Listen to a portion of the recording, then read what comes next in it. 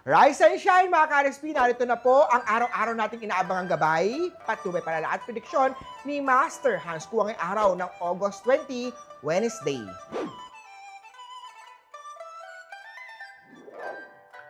Simulan natin sa mga pinanganak ng Year of the Rat. Iwas, diskusyon online. May bad energy sa usapang negative. Piliin ang katahimikan kesa sa gulo na walang patutunguhan. Hayaan mo lang ang mga hate comments dyan. Green at 7.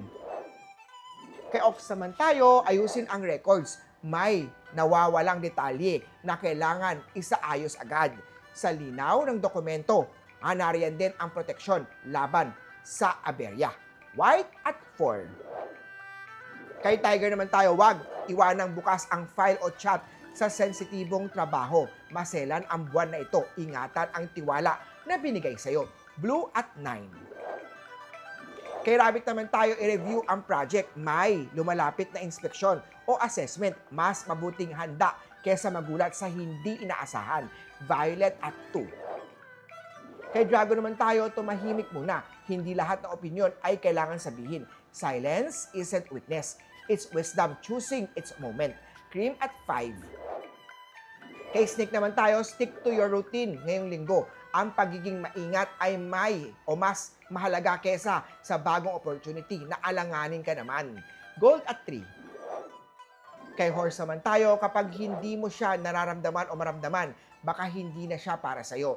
Ikaw na ang lumayo. Masakit man, pero mas masakit na makita na harapan kang hindi pinipili. Gold at 3. Sa goat naman tayo, iwas puyat. Ang antok ay daan sa espiritual na kahinaan. Sa panahong ito, ang lakas ng katawan ay proteksyon ng kaluluwa. Pink at 1. Kay Monkey naman tayo, protect what you've earned. Huwag ipautang ang perang pinaghirapan. Hindi pagiging madamot ang hindi pagpapautang. Yellow at 8. Kay Rooster naman tayo, huwag mong ipilit ang sarili mo sa taong hindi mo kayang abutin. Masasaktan ka lang kapag nalaman mong wala ka sa choices niya. Aray ko, red at 9.